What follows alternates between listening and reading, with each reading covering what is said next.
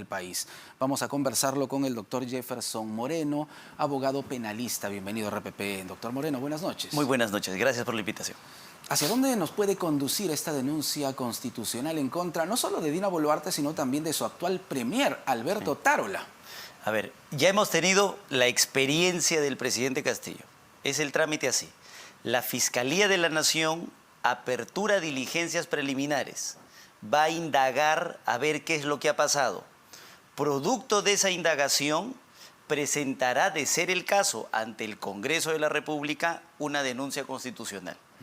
Otra vez tenemos el problema de la interpretación de que al presidente en funciones solo se le puede acusar por los artículos de 117. No me diga que nuevamente va a empezar el debate por el artículo 117 de la Constitución, el que blinda al presidente. A esta fecha, lo que ha quedado claro es que al presidente en funciones lo pueden indagar, vamos a decirle indagar para que las personas nos entiendan. Es decir, ver más o menos preliminarmente qué ha pasado. En términos procesales es una etapa de diligencias preliminares.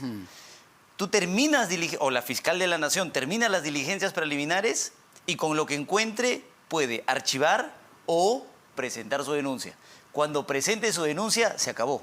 Claro, ahí queda la cosa, porque se tendría que esperar a que termine la gestión del presidente recién para encaminar la denuncia. Para procesarlo, efectivamente. Esa es la lección que nos ha dejado en todo caso el expresidente Castillo, ¿no? Y por más fuertes que sean los delitos de los que se habla, ¿no? Genocidio, lo hemos dicho, homicidio calificado, lesiones graves, ninguno de estos delitos figura en el famoso artículo 117. Efectivamente, efectivamente. Esa es la limitante que tenemos, porque el presidente Castillo siempre reclamaba mucho más. Él decía, no solamente es que no se me puede denunciar ante el Congreso o que el Congreso no puede autorizar que se me acuse. Él decía que ni siquiera lo podían investigar. Claro, a un extremo. Lo que era un poco ilógico porque la sustentación era, espérense 5 años y vienen a investigarme. Claro, en 5 años no encuentras ni una hoja bon, ¿no? Entonces, bueno, han desaparecido pruebas en 3 días, ¿no? Claro. Entonces ya nos imaginamos lo que puede pasar en 5 años. Y lo importante es que la Corte Suprema ratificó que la decisión de la fiscal de la Nación era válida, era legal, era correcta. Investigar y denunciar. Y terminaba su trabajo. Y ahí sí venía el bloque del 117 y todo el entrampamiento, el Congreso que podía hacer su interpretación a la luz de la Convención contra la corrupción, etc. ¿Ya? Pero ahí nos quedamos. Probablemente otra vez reactivemos y empecemos con un nuevo análisis del 117.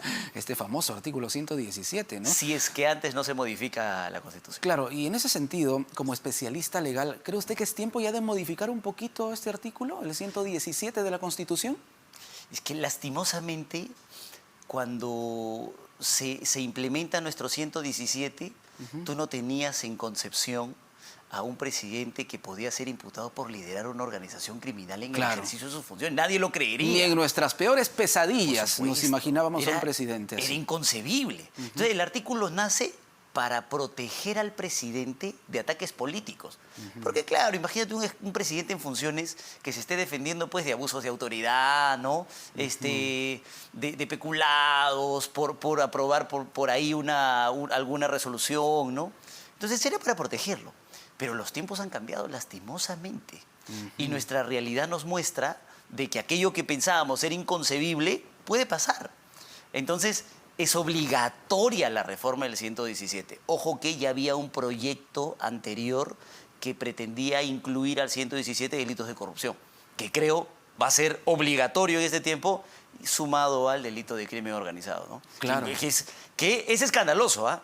Porque el solo hecho de pensar que esto puede volver a pasar es escandaloso. Sí, definitivamente, doctor Moreno. ¿Y qué puede pasar con Alberto Tarola y con los exministros, ¿no? El señor Cervantes, por ejemplo, que fue ministro del Interior y está incluido en esta investigación? En el caso de ellos es diferente, porque ellos pueden ser indagados preliminarmente, como la presidenta, pueden ser denunciados por la fiscal de la Nación ante el Congreso de la República y con ellos no te quedas ahí. sino que el Congreso de la República puede autorizarle a la fiscal de la Nación que lo siga investigando y que inicie un proceso penal formal.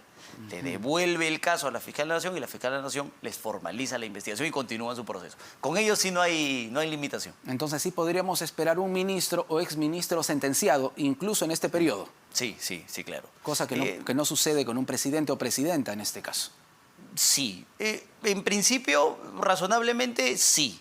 ¿Cuál es el problema? Que el proceso penal no te demora 6 meses, no te demora 5 meses. Claro. Si quieres una condena en sentencia, vas a tener que pasar las diligencias preliminares 8 meses.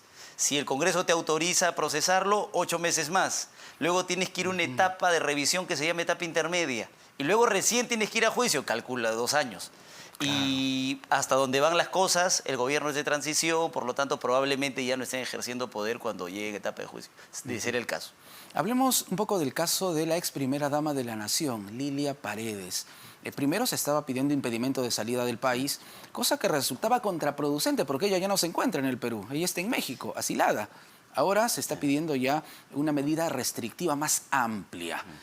¿Cómo observar este caso que sin duda tiene que ver también con esta presunta red de corrupción que habría tenido el expresidente Pedro Castillo? El caso de la señora Paredes es bien interesante. Es el único harakiri procesal que yo he visto en los últimos tiempos. Porque, ¿En qué sentido? A la señora le piden impedimento de salida del país cuando estaba acá y el juzgado de investigación dice impedimento de salida no. Le voy a dar comparecencia con algunas restricciones. Es decir, vas a acudir al proceso con algunas reglas. Pero dice así literalmente, uno lee la resolución y dice, porque no se ha acreditado que exista peligro procesal, ni de fuga, ni de obstaculización. O sea, estás vinculada a los hechos, eso sí no lo voy a negar. Hay elementos que en un nivel de probabilidad te vinculan. Claro, los elementos de convicción. Hay elementos de convicción, eso no lo niega el juez, eso lo tiene bastante claro. Pero no veo que te vayas a fugar, ni veo que vayas a obstaculizar. Entonces, es más, la defensa apela y ganan la apelación. Han declarado nula la resolución de ese juez porque el juez dice, oye, si tú estás diciendo que no hay un peligro, ¿cómo le vas a dar comparecencia? No le des nada. Claro, ¿no? por lógica. Entonces, ¿qué es lo que ha pasado? Que la fiscalía ahora dice, un ratito, pero es que ella misma acaba de demostrarle al juez y al Perú entero de que el peligro procesal de fuga está absolutamente comprobado. Tan es así que se asiló en México. Ya no está aquí. Claro. ¿Sí? Y la regla del peligro de fuga es este. La idea es que tú tengas todo un proceso para que cuando llegues a la sentencia, esa sentencia la puedas ejecutar y tengas a la persona enfrente. De nada sirve invertir tantos recursos del Estado para lograr una sentencia que finalmente puedas guardar en tu casa, pero que no puedas ejecutar. Entonces, eso está comprobado hoy día. Si hoy día tuvieran una sentencia condenatoria contra la señora Lilia Paredes, no la puedes ejecutar. Guárdala en la casa, en el mejor cuadro de la fiscalía, pero no puedes hacer nada. Claro. Llévalo a la investigación, el peligro procesal de fuga está acreditado. ¿Quién te ha dado el mayor insumo para eso? La propia investigada. Por eso que te decía, ese es el mayor harakiri procesal que he visto, ¿no? Ahora, ¿qué puede pasar si es que el juzgado en este caso acepta la solicitud del Ministerio Público? Estamos hablando de un pedido de extradición, por ejemplo. Claro. ¿Cuánto puede durar este proceso de extradición? Si lo ves en Doctor términos... Moreno, si nos permite, en este momento le agradecemos al doctor Jefferson Moreno por estar con nosotros. Esperamos tenerlo en otra ocasión para seguir analizando toda esta situación. Hay casos que sin duda van a seguir llamando la atención. Muchísimas gracias, doctor Moreno. En un mejor contexto. Gracias a ustedes. Así lo esperamos todos. El doctor Jefferson Moreno, abogado penalista,